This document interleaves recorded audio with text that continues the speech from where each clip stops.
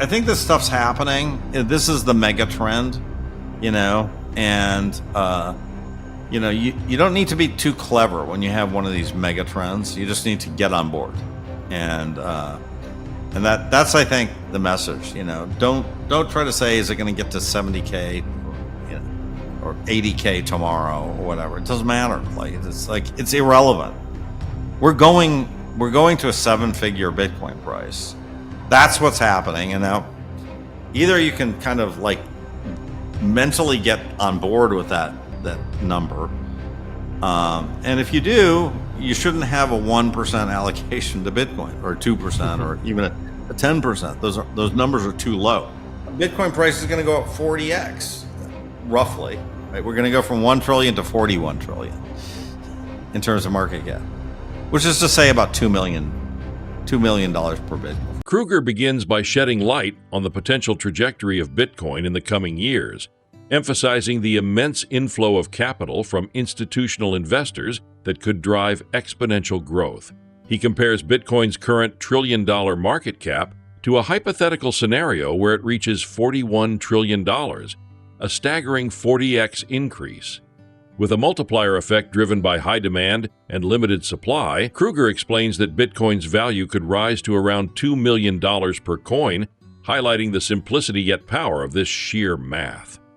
Please take a little time to like this video, subscribe to the channel, and turn on post notifications for more videos like this.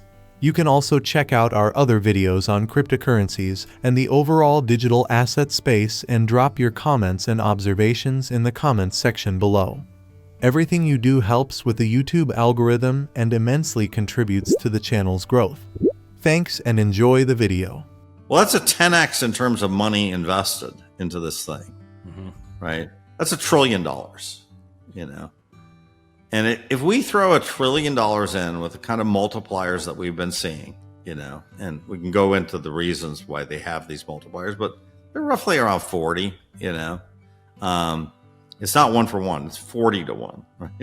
Yeah. That means that the Bitcoin price is going to go up 40x, roughly, right? We're going to go from 1 trillion to 41 trillion in terms of market cap, which is to say about $2 million per Bitcoin. So you can see that the sheer math is just amazing, right? And what did I not include in that? The rest of the world, right? I didn't include China. I didn't include Europe. I didn't include any of that. I didn't include real estate. I didn't, so the numbers are just so big. The amount of cash, the amount of assets that are in TradFi are so big. And I think people in Bitcoin fail to see this. They're not used to these numbers. They haven't really analyzed these numbers. But, having worked in TradFi and having kind of watched this thing grow like a mushroom, right, over the last 30 years, right, I can tell you that it is, there's a tsunami of cash, a tsunami of money that will want to get into this asset, right? And, the only thing that's preventing it is sort of the sort of molasses-like behavior of these investors, right? They are slow to adapt to new things. They're literally like the people who said the horse and buggy are here to stay. That's it. The car, it goes too fast. It's like, why would I want one of those? I need to fill it up with gas. No, not interested. And so I think we're in this era where, we are going to see a changing of the guard in the next couple decades, where this 60-40 portfolio that has been deified by, academics, some of which I've met, right? Some of these academics, Nobel Prize winning academics. And this is going to be turned on its head. It's going to be turned on its head by this new asset class called Bitcoin. So I think, I just think that the big story here is asset allocation and just the size of the flows that we're looking at here. I think it's just amazing. And I think Bitcoiners they don't understand how big it is. They really don't. They just, and it's, to give you another example, there's $6 trillion in money markets sitting out there. $6 trillion. That's crazy.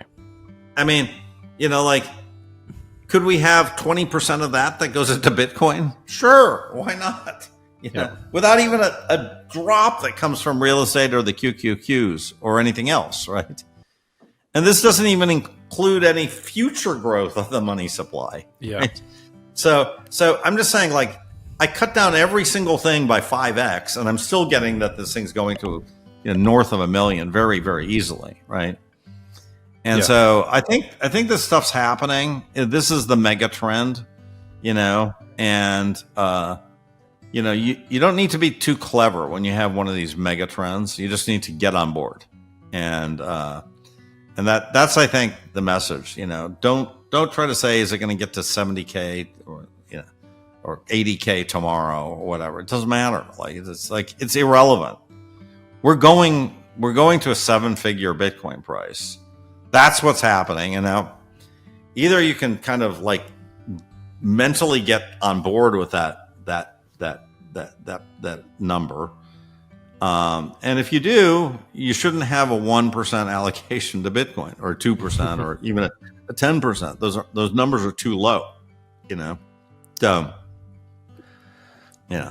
fortunately, I'm fortunate that I kind of discovered this, roughly, 5 years ago. But it wasn't like my first introduction to Bitcoin, but I finally got the religion 5 years ago. And but even if you get the religion today, it's like we're still very early in this process. So people are going to look back and they're going to be like, how the hell did you get in Bitcoin in 2024? It's like, what a genius you were to buy at 72,000. The ultimate takeaway from Krueger's message is that Bitcoin should not be seen as a speculative play, but as a fundamental component of a modern investment portfolio. He suggests that a 1% or 2% allocation is insufficient given Bitcoin's potential trajectory. Instead, he encourages investors to view Bitcoin as a core asset, one that could eventually outperform traditional assets by a wide margin. For those who are just beginning their journey with Bitcoin, Krueger reassures them that we are still in the early stages of this trend. Entering the market now, even at higher price levels, is a strategic move when considering Bitcoin's potential to reach 7 figures. As he reflects on his own experience, Krueger emphasizes that the key is to understand Bitcoin's long-term value and to avoid getting bogged down by short-term price movements. It gets closed by Bitcoin outperforming all other assets. That's it. The only thing that TradFi people are going to look at is price. And look, TradFi people don't understand Bitcoin, but they don't understand what AI is either. Do TradFi people understand NVIDIA? No. They have no idea what those chips do, right? They just no idea, right? They just know that they somehow power ChatGPT, which is magic. That's it. Yeah. Right. That's it, And I think that most TradFi people are never going to do the work to even understand even the basics of Bitcoin, unfortunately, Now I'm still kind of pushing them to do it. I try to get. I view it as part of my mission in life is to educate people a little bit as to what the hell this thing is and why it's so different. But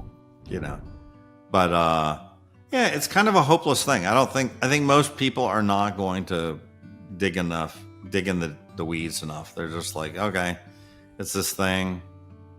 It goes up. That's it. I got to own some. But that's dangerous because the problem with that is if you're at that level of understanding of Bitcoin, when it goes down 30%, you panic and you sell. Mm-hmm. Right. So, I think the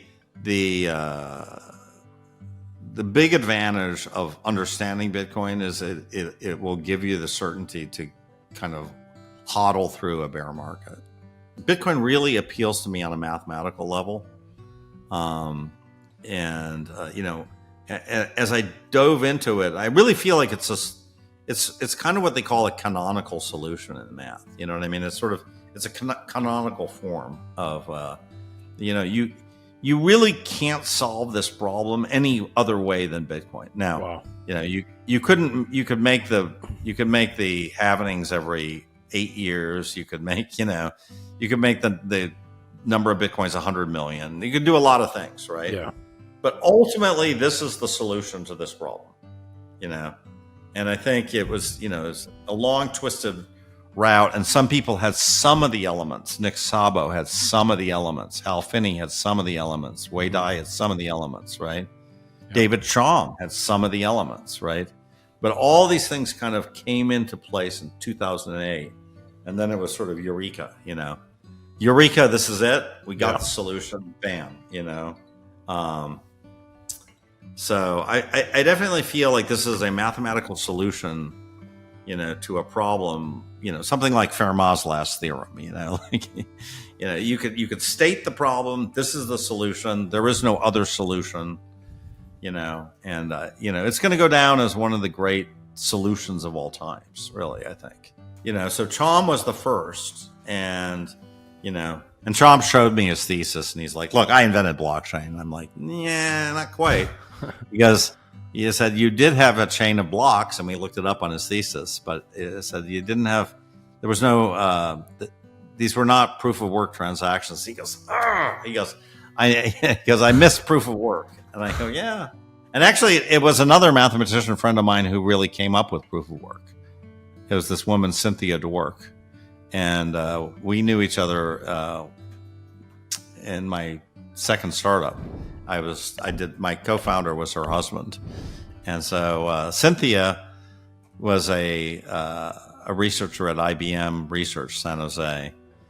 And, and I, at that point I was, already in tech, and she was showing me this proof of work idea that she came up with 3 years earlier. And she's like, I got this thing for spam email called proof of work. And and I was like, yeah, it's probably not going to go anywhere, Cynthia. Like that idea is, I can't really see that work.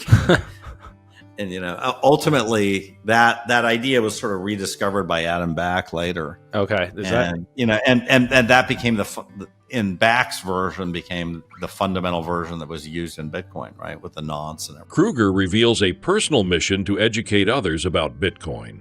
He recognizes that many people, especially within traditional finance, lack the foundational knowledge needed to fully appreciate its value. To this end, he views himself as an advocate, helping others see beyond the surface-level price changes and understand Bitcoin's structural benefits. Krueger hopes to prevent panic selling and foster a more educated investor base. He acknowledges that not everyone will grasp Bitcoin's intricacies, but stresses the importance of basic knowledge to withstand market volatility. Please like and subscribe my channel.